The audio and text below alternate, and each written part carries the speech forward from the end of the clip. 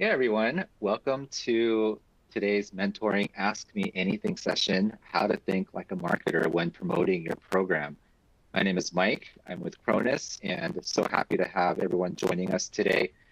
Before we get started with today's event, wanted to just go over some quick housekeeping items. So for anyone that's wondering, yes, this event is being recorded, and you will receive a link to that recording roughly about 24 hours after the conclusion of today's event. Pretty simple today. We're doing an Ask Me Anything format, so I'm gonna go into how that's gonna work, but also wanted to just talk a little bit about Cronus. So if you're not familiar with who we are the creators of mentoring software. We help many of today's most popular, well-known brands manage their mentoring programs, helping them scale and providing extended reach to their employee base to help them learn more and promote their own careers. So like I mentioned, my name is Mike. I'm the director of demand gen here at Cronus, and I have Amanda with me today. She is the director of content and communications at Cronus. We are the marketing powerhouse that over here, and we're here to hopefully offer this group some advice, some things that they can take home and apply. But before we get started, Amanda, I just wanted to give you or ask you a icebreaker question. I know we didn't really talk about doing this, but thought I'd ask you anyway, just to kind of get us started. So do you have a recent pet peeve? And I ask you this because I had one come up this morning, but I'm just curious, like, do you have one that recently became a pet peeve of yours? Well, I think since you prompted this with you having a pet peeve this morning, I feel like it's only right that you share yours, and in the meantime, give me time to think about if I actually have one that's come up. Okay, that's fair. So this morning I went to drop off my twins at daycare, and after dropping them off, I usually go to this coffee stand to get some coffee, which is what I did. And the lady handed me my coffee, and as soon as I grabbed it, hot coffee started dripping out from underneath the lid. And I've had this happen before, but never realized how much I hate this. So to start off the morning with some hot coffee on my hands was not the best thing for me. So that when I realized that is one of my new pet peeves. Oh, ouch! I'm sorry for your struggles this morning. Good thing is it's only up from here, Mike. Exactly. I don't. I'm sure I've got like a set of pet peeves, probably. Maybe one, and this has like plagued me since childhood. Growing up, is when people put something back into like the cabinet or the refrigerator where it has like basically nothing left. You're like, why are you saving that? Or why are you leaving the soon to be disappointment for someone else when they realize there are no chips left in that bag or there is no peanut butter left in that jar?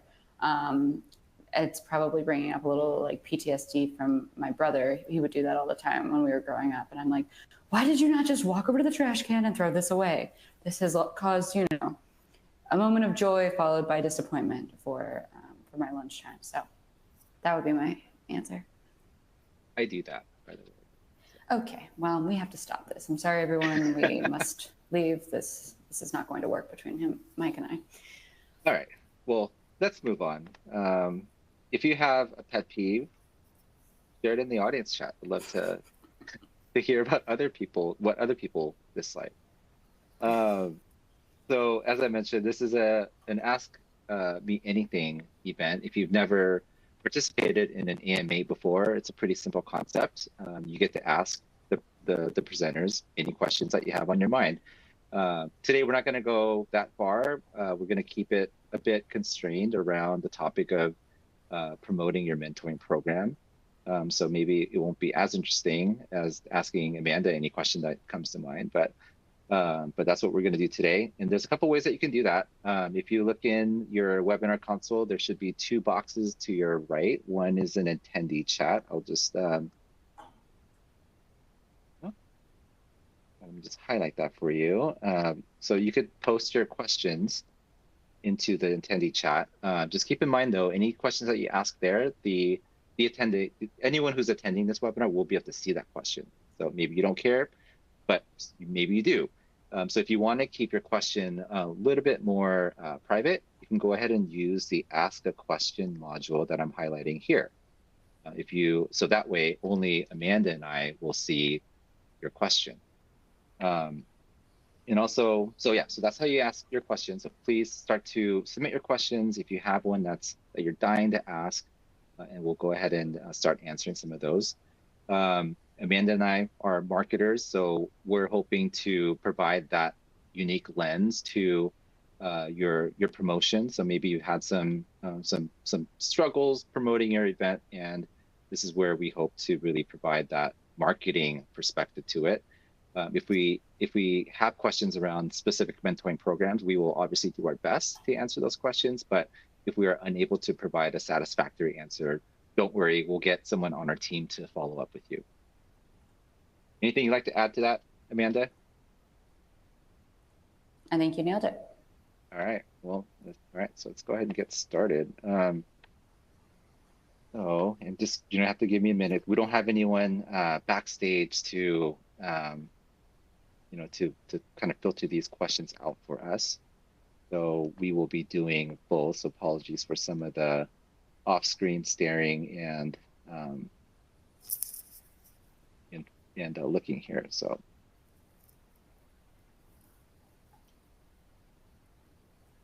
I had a question that I saw, but I just lost it. I think we could probably start off with, kind of a general setting the stage question, which is, what should we be thinking about when promoting mentoring programs? How should we kind of start either making a plan around it? And it is always good to have a promotional / marketing plan. When you're kind of setting out and getting started, it's as important as, properly designing and launching your program is making sure you have a plan for how you're going to get the word out to people.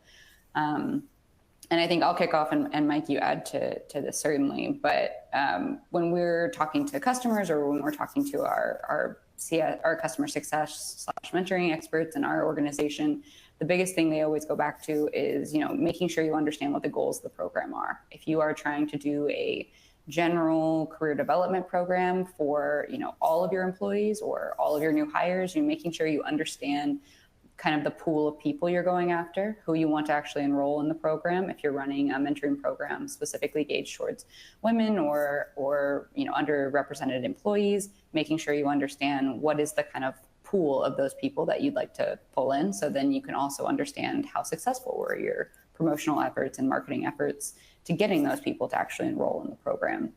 So going back to goals is always a great place to start. Once you understand what we're going after and how we will know we're successful, setting up the kind of measures of success for your promotional efforts. So making sure that, hey, we're going after a total of 200 people or 1,000 people. We're going to try to promote this across multiple channels. How will we understand the number of people that we actually get in, and how will we understand our kind of enrollment rate? Beyond that, then you want to think about the kind of culture of your organization. Is the organization heavily email focused? Are they heavily Slack or Microsoft Teams focused? Where do people share and receive and intake information? And understanding, if I'm going to be promoting this program, they're most likely to see it through email, intranet, Slack, Teams message. For any of those people who are working in office, papers in the break room or the kitchen are always still prominent as well. So that could be another thing. Are you more hybrid, remote, physical? Understanding, where's the information being processed and being intake by your employees or by the members of your organization, potential participants in your program, and where are they most likely to see it? Those are kind of just the kickoff questions and thoughts I would say are good to consider and to get an answer to before you kind of get into any specific tactics and activities. Mike, is there anything you would add to that? I mean, I would just plus one that I think a big part of a marketer or marketing is understanding your audience, and that's why we do a lot of research into our customers and our our prospects. Like we want to understand what they care about so that we can provide relevant messaging. And I think it's not very different for promoting your own mentorship programs. Like, if you have a specific audience that it's geared for, really get to understand what they care about and what are their what problems are they trying to solve that your mentorship program can help with, and dig into that and promote it.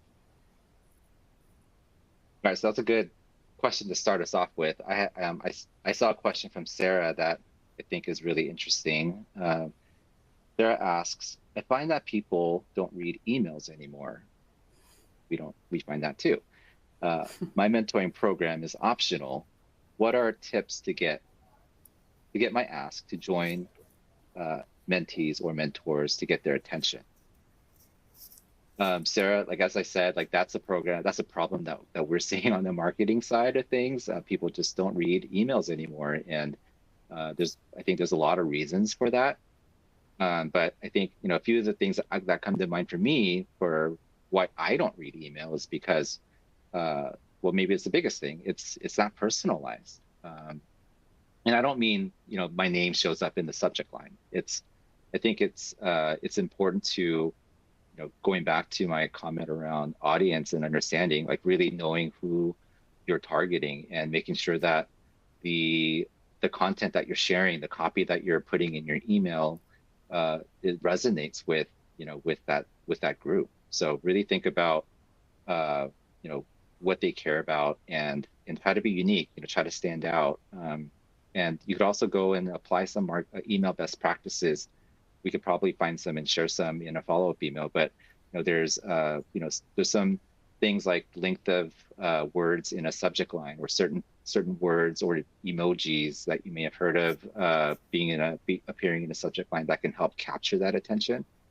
So those are some things that you could think about. And then the other thing that I'll add is, you said people don't read emails anymore. I think there's a truth to that. So think about other channels that you could tap into that where your audience hangs out. Maybe it's your company's LinkedIn page, or if you have an intranet site, Slack. Just looking at other channels to spread your message, I think, is in your benefit because of exactly what you said. People aren't reading emails. Yeah, I think those are great points, and I would also kind of put on the table, like, consider kind of when and where you're sharing the message. So like certainly email is now becoming an older and older form, and it kind of ebbs and flows with how effective it is as a tactic. So thinking about the day in which you're sending your email, the time in which you're sending your email. I mean, we know from the marketing side, like sending emails on Thursdays and Tuesdays and Wednesdays are, the most likely to kind of get open and entertained. Sending it at maybe 10 a.m. or 3 p.m., looking at different kind of times and days that might work for you and your organization. And again, these are usually averages from our end, but like maybe your organization is very active and receptive on Fridays, and if you know that, and if they're more likely to respond to surveys or kind of just be more talkative in your Slack channels or communication platform channels on certain days, like taking note of that and understanding when to kind of put your message out there so that people are more likely to see it. The other thing I think that's always good to know is where, again, if you're understanding the mentoring pool that you're trying to pull from, where are those people also active? Are they in, employee resource groups in your organization, ERGs, business resource groups, affinity groups? Are there, are these people doing other activities or a part of other groups within your organization that you could actively reach out to? Again, whether that's communication platform message, whether that's through email, whether that's joining a meeting that they're having, and actively kind of reaching out and saying, hey, wanted to let you know we're starting this mentoring program, or, our mentoring program is kicking off its second year. We would love to have, participants from this group. Here's why we think it's good for you, da, da, da. And then, following up with an email or following up with a couple of messages is an important thing to think about. What we often say, I think, in marketing is you usually have to kind of hit them over the head about 7 times. It's usually you tell them, you told them what you told them, you told them that you told them that last week, and then you tell them again in case they didn't hear the first, 4 to 5 interactions. So I think understanding time and date, understanding the number of times you've tried to interact with this group, and then realizing that digital interaction isn't always going to get it there. So what other kind of personal, virtual, face-to-face communication can you really also add to that plan as well? Mike, I saw a question come in and I wanted to pull it up for you because I think this is a good one, is how do you get those in the know? And I would assume this means kind of qualified mentors, but how do you get those in the know to volunteer to be mentors? And I think that's a big problem usually. We know that the mentor pool tends to be a little bit smaller sometimes than the mentee pool. So how do we kind of get those people, the right people, to enroll in the program? I think there's a couple of things that we can do to help get those in the know to become mentors. And I think, one of the first things is just to ask them. I mean, if you've identified somebody as a potential mentor because of these skill sets that they have or these experiences that they have, and just to ask them to see what their initial response is. Like, are they receptive to that idea, or is that something that they've never even thought about? So I think that would probably be a good but obvious place to start. And then I think for another thing that we can try to do is is encouraging people to be mentors, whether it's during like performance reviews. So if you're managing this person and you've identified them as someone who has the right makeup and skill set to be a mentor, just bringing that up in that performance review and helping them use that as a possibility, as a potential to grow their own skill set and professional as part of their professional development plan. So those are a couple of things that come to mind. Amanda, do you have any thoughts on that? Yeah, I think a big thing, and this goes back to even kind of the planning you do at the beginning of a mentoring program, is really understanding the buy-in you have from kind of leadership and the top of your organization. Is this something that they are passionate about, that they would like to get behind? And if so, can you tap them to be advocates for the program? Can you tap them to talk about it in large organization meetings, in town halls, in one-on-one meetings, and really that kind of example and advocacy from leaders, managers, or just people in the organization who kind of have that credibility about them, in which, when they speak, people are going to take it seriously. I think tapping those people, especially those who've had mentoring experience in their lives and it's been impactful, their stories go a long way in helping to get people on board with the idea, both from being a mentee and being a mentor. We know from all of our experience that often mentoring is a two-way street. The mentees get a lot out of it, but the mentors get a lot out of it as well. The idea of giving back, the idea of strengthening their leadership skills and strengthening their presence as a leader in the organization is often a huge thing for mentors to take away, as well as like they're learning something that they probably didn't know, and whether they're having a conversation with mentees and they're learning, a new perspective, they're learning a new cultural awareness, they're learning just a new skill set that they may not be as aware of. So there's a lot to be gained. And I think making sure that whatever promotion or whatever promotional materials you're creating, you're really putting that at the forefront, that kind of what's in it for them, the with them of why these people should join the program. Because we say mentoring and people, most people get what mentoring is, but it doesn't always compute to like, what is this going to help me do? Or what is this going to help the organization do?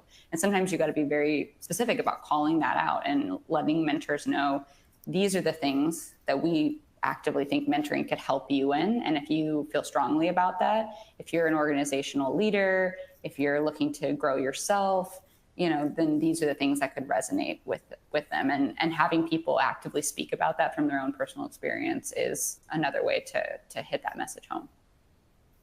Yeah, agree with that. And I just wanted to add to that point, Amanda, because I think it's a really good one.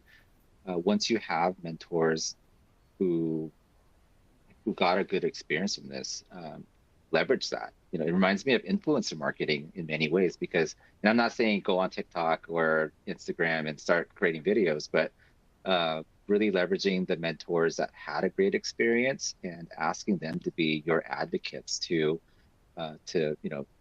get more people to buy into that and to share their experiences, because they saw how great of an experience this other person had. So really great point. Here's another question that I saw. I didn't see who asked this one, but this person asked, I want to create promotional materials for our new program. Oops, my screen just moved. Sorry. I want to create promotional materials for our new program with themes, but I don't know what themes would be attracting to mentors and mentees. Do you have any ideas on kind of the creative side of things, Amanda? Yeah, and I think that question came in from Stephanie, so thank you for asking. I think, again, kind of going back to what is the culture of your organization and understanding kind of what motivates the people in your organization often can kind of help you figure out what theme you're wanting to decide on, or a couple of different themes that you want to decide on. If there has been complaint or even more interest in advancement in your organization, people wanting to know, like, how do I advance in my career? How is the organization providing for that? I mean, that could be an area in which you kind of double down on for your promotion, where you're not guaranteeing any kind of promotion within mentoring, but mentoring has been, research has proven that it will help people advance in their careers. And so I think showcasing that as a way to, thinking about your next career role, like, finding a mentor might be time to find a mentor if you don't have one already, or, what got you to this place today won't get you to your next, employee milestone or something like that. Think about joining the mentoring program to gain guidance and advice on the next steps you need to take to level up. Things like that. If you're more focused on that employee connection, you're feeling like people, especially in the kind of hybrid or remote work life, have been feeling a little deflated and not as connected to the organization or each other, you might want to hone in on something around the employee connectivity aspect, that ability to build rapport with your colleagues, with your peers, with senior leaders, just finding time to have that human connection. I think we actually used that for a kind of mentoring circle we were having the other day, where we were kind of saying, hey, come join the circle. Do you need that human connection break, for 40 minutes in your day today? So I think understanding maybe what challenges you're having in the organization right now, whether that be with mentors, mentees, or across both, and then honing in on what about the mentoring program can really help to unblock that challenge for people, and then using that to kind of come up with the themes that you're looking to create.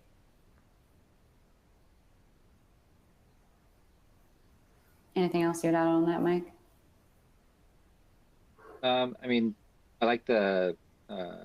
like connecting it to that human element of it, because mentoring is such a personal experience for many of us, and for those of you who had a positive mentoring experience, you understand that, and being able to showcase that, probably goes a lot further than fun or tying it to a holiday or something like that.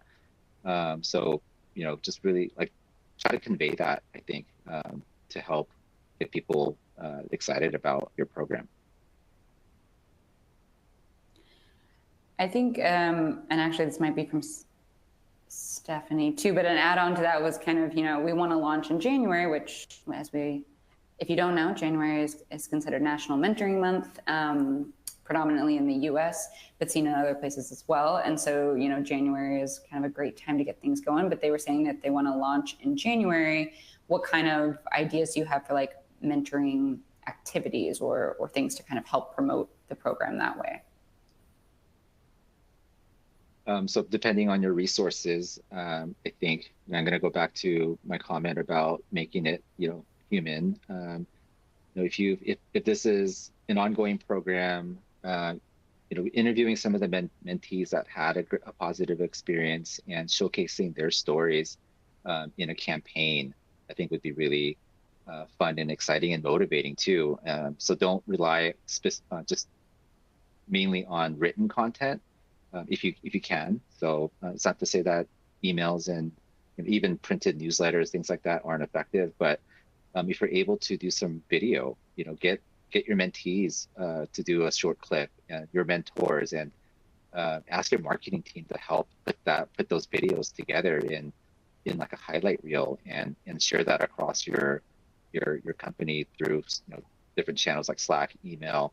If you're having like an all hands at the beginning of the year, or OKRs, or not OKRs, but a kickoff, those would be great times to show that promotional content to get the word out.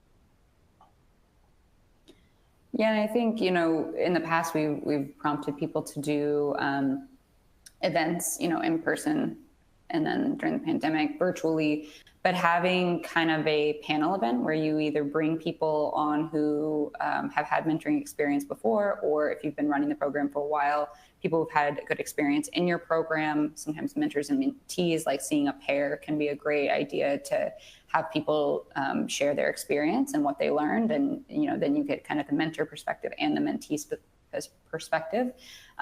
It's great, if you do have a panel event, to again include any kind of senior leaders who are also advocates about this program, like seeing them up there, whether it's an in-person event or a virtual event, talking about their experiences and why they think mentoring is so important, is another great way to kind of solidify for your participants, students, employees, whoever it is that's kind of the focus of the program, to better understand why this is something that they should make time for. So whether you're having an actual event, you're having a couple different little info sessions where people can come and ask questions. I think that's always, sometimes people can like the idea of mentoring, but they get a little apprehensive about like, well, how much time is this going to take, and what do I need to really do, and how many times are we meeting, and so even just having info sessions, whether it's 30 minutes or a full hour, depending on what you all feel like you might need for the program. Having these different events where people can come and ask questions and clarify any concerns or challenges that they see in their mind. That's also another great way to kind of create this open transparency around what's expected from the program, and change, hopefully get people bought in on the idea of participating. You can also do it via any of your communication platforms. So if you want to have a little kind of communication about it over Teams or over Slack, or if you use a different platform, and have your own ask me anything, ask us anything within your organization, where you're saying, hey, we're starting a mentoring program, here's all the details, we're having a 30-minute lunchtime, Slack communication around it, join us, ask questions, we'll give you all the feedback you need. So I think that's another great way to kind of use whatever's at your disposal to talk about the program, and to allow people to inquire more about what might be available to them. So here's a question from Michelle. We are creating our first mentoring program, and we need some very basic ideas to help us get traction. And I think she's talking about the promotional piece. So what are some simple things that Michelle can do to start to build some momentum?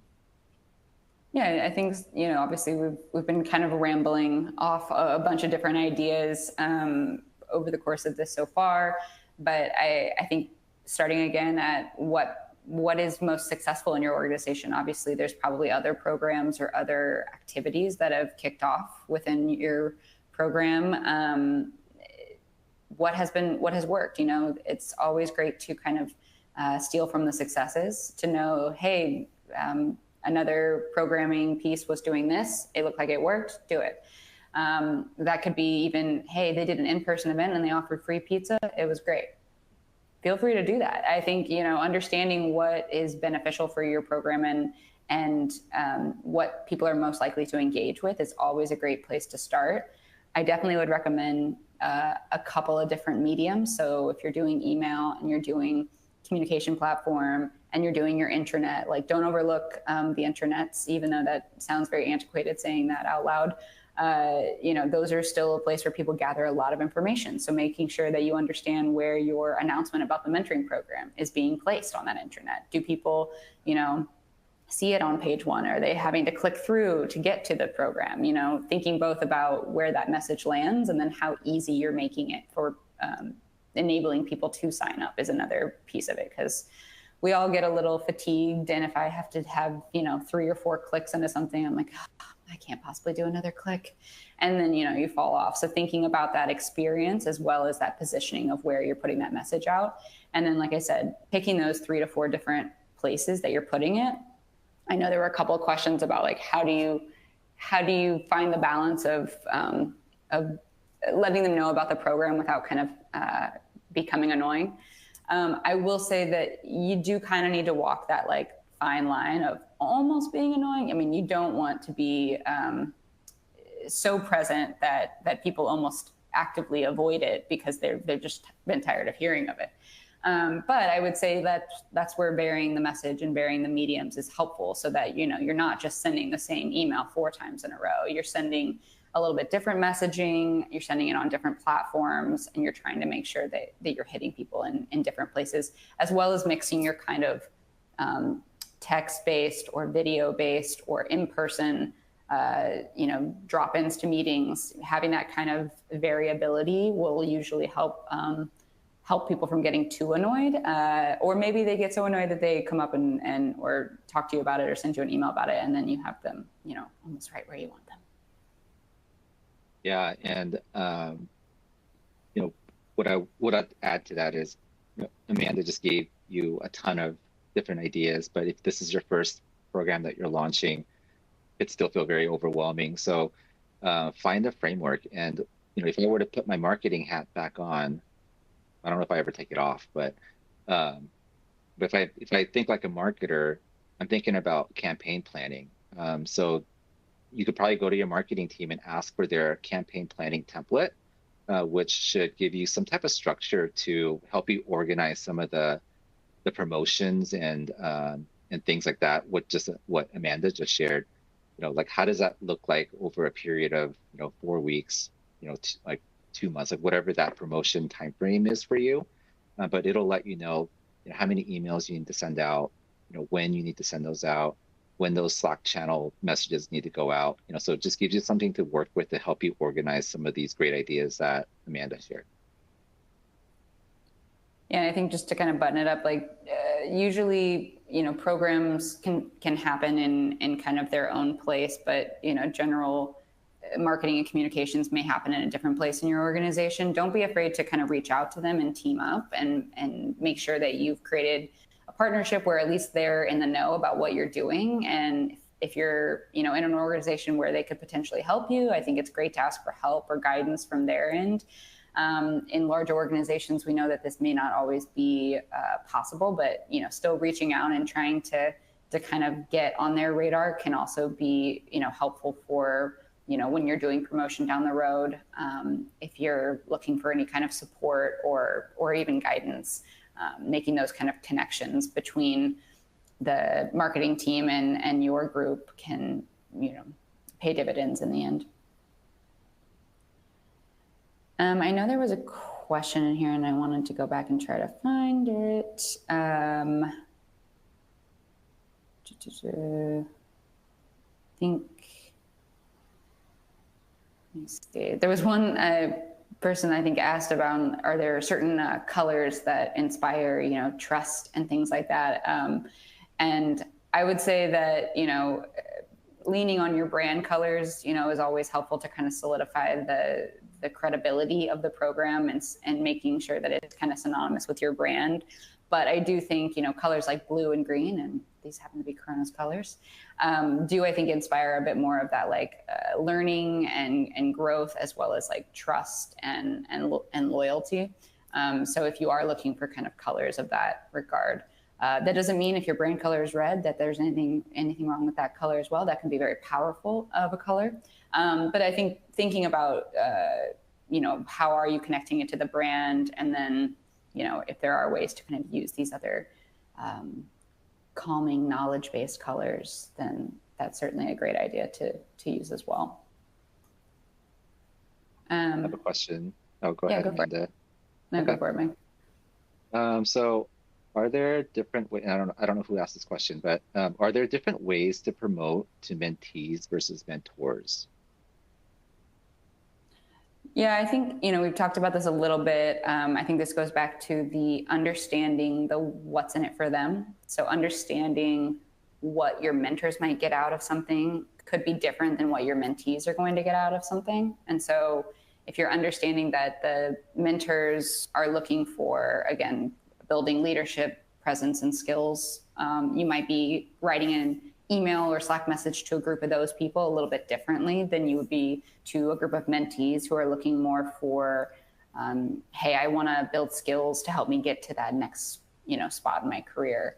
And so the way that you talk to them about signing up and the benefits of mentoring are probably a little different than you would talk to the mentors. And I think being very clear about that, not just blanketing all of your communication across mentors and mentees. I think it's good to be specific and personalize it for those groups. So if you're understanding what mentors want and it's a little different than mentees, feel free to send out different communications. If you think you have an idea of the separation between those groups, then send different communications that might look a little different and sound a little different. I think assuming that everyone wants the same message in the same way can kind of become, back to that kind of staleness of hitting people over the head with something that doesn't quite speak to them. So I would take the opportunity and chance to separate those benefits and make sure that you understand when talking to a group of mentors or sending an email to them that their preference and perspective on this program is different than the mentees, and writing different communication can make all the difference for those groups. Yeah, plus one on that. I think personalization is the word that really stood out, Amanda, from what I was hearing. And exactly, you have two different audience groups that you're targeting here, mentors and mentees. So I would almost even say you should definitely create two separate campaigns for those two groups, because it is different. The outcomes are different. I saw a question come in, and Michael, kick this over to you first. It's, what about when people have already signed up but aren't engaging beyond that? We know this is a common problem. How do you keep marketing to them? Yeah, that's a really good question. And I think, so when I think through that, someone took that first conversion step. So, talking like a marketer here, they saw an opportunity to join a mentorship program. They liked it. They liked that initial idea, so they signed up. And then they stopped participating in that program for whatever reason. I think, to me, that says that they weren't getting what they expected. This mentorship program was about something, and after they enrolled, their needs weren't being met. So I would really look at what's happening post sign up. Or do you have the right number of communications happening to keep your mentees in the know so that they're just not left in the dark? And also, are they meeting with their mentors at a frequency that they feel is beneficial to them? So, I think once they sign up for that program, that mentee-mentor relationship needs to kind of step in and kind of take over from there. So really making sure that your mentees are getting what they expected, and on the flip side, your mentors are equipped to provide the mentorship and help keep that moving. So those are some things that come to mind. Do you have anything to add to that? Yeah, I think one thing that I know, our customer success team is constantly reminding our customers is promotion and marketing don't end.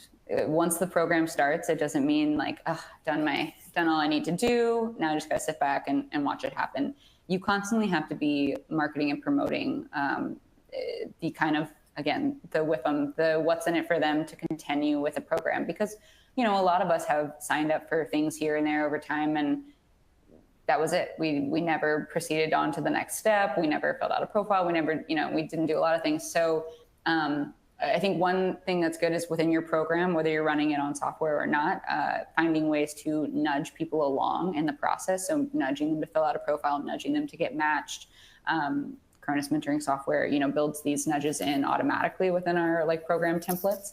But I think that's an important thing to, again, with the right wording and the right benefit to these people, is letting them know they're, you know, 1 step away, 2 steps away, their profile is 70% done, you know, creating a little bit of that urgency and that kind of, you only have this much further to go within the participation is always a good thing, you know, to kind of be going back to people with and kind of prompting them to, you know, you signed up for the program because of this. Don't let, you know, this logistic get in the way of that next step, or you're only a step away from finding your mentoring match, you know, finish filling out your profile. I mean, participation obviously ebbs and flows for people, and that can be personal, that can be they had more time before, now they don't have as much time.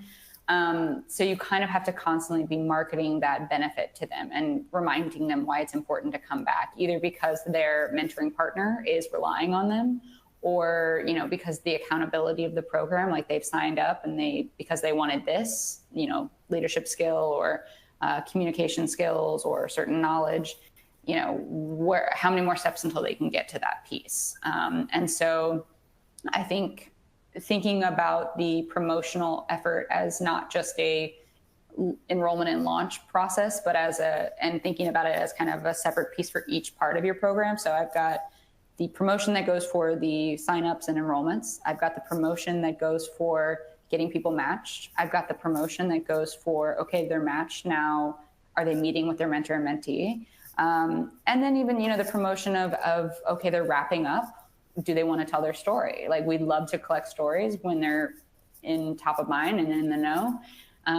What am I promoting in a way to get people to both advocate for the program and share their experiences with others? So I think that's a good way to kind of pace it out for yourself and break it up so that you think about the different activities that meet each of those different phases of a mentoring program. So we only have 2 minutes left. This 45 minutes went by really fast. So this is probably our last question, Amanda. So Matthew asked, I have a higher education specific question. Programs where students are automatically enrolled versus volunteer programs. What are your thoughts on that? I'm starting to sound like a broken record, I know, but I think going back to the organization and the culture as to what fuels a certain type of program best. There's some organizations where mandatory enrollment really works well because like they just need that push to kind of get them over the hump of participation. But I also think, you know, mentoring a lot of times has to be a buy-in from both parties, but especially from the mentee side. They have to be bought into understanding that they want it, and then also driving the development that they're receiving in the mentoring relationship. We tell people that a lot when we're talking to customers, that the mentee kind of has to be the one to sort of drive that and making sure that that is being stressed in the kind of beginning stages of the program. So I think for a student academic setting, even though we know that mentoring can benefit students greatly and we want them to get it, and if we just throw them into a program, like it'll work out, I would be careful to not just assume that mandating it is going to make people participate. I think even if you're mandating it or it's a volunteer program, you need to kind of promote the same way because sometimes people, they need to see the urgency and the need for themselves in order to participate. And so obviously a volunteer program can kind of, people who sign up, you think, well, they want to be here. They signed up. They went over that first roadblock. But you need to be promoting to them the same way as if you're doing a mandatory one. And mandatory doesn't necessarily mean even though mandatory does mean that they will do it, it doesn't always mean that it'll be participated in the same way. So I think you have to go back to what's best for your culture and your organization, what is most received well by your participants, deciding on that and what the goals are, and then continue to promote and market to them no matter the volunteer side or the mandatory side. Yeah, and I will add, for mandatory programs, I would do your best to make sure that your mentors are equipped to handle mentees that are 100% engaged and ones that are not, and how do you deal with both of those, both sides of the spectrum, just so that they're equipped to make each mentorship as successful as possible. And if not, I could see a lot of burnout happening for your mentors where they're getting discouraged because they're getting a lot of mentees who are not engaged, and that's starting to really run them down. So I'll leave that question with that response. We are over time, but Amanda, if you had one thing for this audience to take away, what would that be? Stop putting your empty chip bags back in the pantry, please. Okay, save everyone else. No, I mean, I probably said it a ton in this. One thing, my gosh, that's so hard. Go back to your goals. Go back to what the program is aimed to achieve. That from there, you should be able to make the right plays on actions that you want to, promote and market your program. What are you trying to get done? And what are the things that are going to get you there?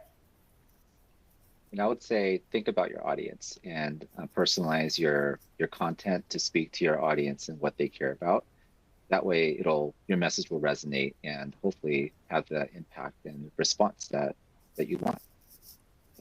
Okay, well, that brings us to time, or we're over time. But audience, thank you so much for participating. This was a lot of fun.